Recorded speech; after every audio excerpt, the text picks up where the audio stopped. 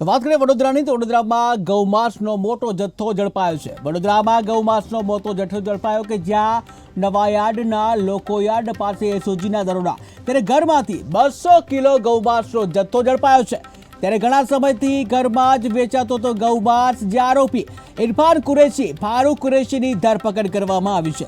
ત્યારે બોરસદના ઈસમ પાસેથી ગૌમાંસ લાવ્યા હોવાનું ખુલ્યું છે। તો મહત્વપૂર્ણ સમાચાર સામે આવી રહ્યા છે વડોદરાથી કે જ્યાં ગૌમાંસનો જથ્થો પકડી પાડવામાં આવ્યો છે। વડોદરામાં ગૌમાંસનો મોટો જથ્થો છે ઝડપી પાડવામાં આવ્યો છે। ત્યારે નવાયાર્ડના લોકોયાર્ડ પાસે એસઓજીની ટીમે દરોડા પાડ્યા અને જ્યાં ઘરમાંથી 200 કિલો ગૌમાંસનો જથ્થો પકડી પાડવામાં આવ્યો છે। ત્યારે ઘણા સમયથી ઘરમાં જ જે ગૌમાંસ વેચવામાં આવતું હતું ત્યારે આરોપી ઇરફાન કુરેશી ફારૂક કુરેશીની ધરપકડ કરવામાં આવી છે।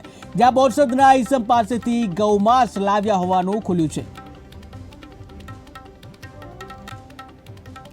શહેરના ફતેગંજ વિસ્તારમાં નવાયાર્ડના જે લોકોયાર્ડ છે એની સામેથી માહિતીના આધારે ગૌવંશનો 200 કિલો જેટલો જથ્થો પકડ્યો છે। એમાં અમે હાલ કુલ 2 આરોપીઓ જે છે એમને અટક કર્યા છે।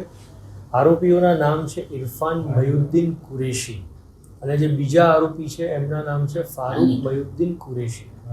આ બંને આરોપીઓ ગૌમાંસ વેચતા તેઓના પોઝિશનમાંથી મળી આવ્યા છે। આ બાબતે અલગથી ગુના અમે દાખલ કર્યા છે અને અન્ય પણ 2 વાછરડા જે છે એ પણ ત્યાંથી મળી આવ્યા હતા એને અમે રેસ્ક્યુ કર્યા છે આજે અને પાંજરાપોળમાં પણ એને મોકલવાની તજવીજ હાથ ધરી છે।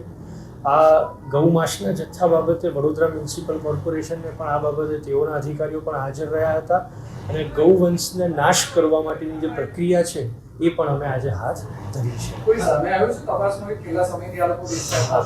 આ લોકો છેલ્લા કેટલા ટાઈમથી આ બાબતે ગૌમાંસનો ધંધો કરતા હતા। બેઝિકલી એ લોકો જે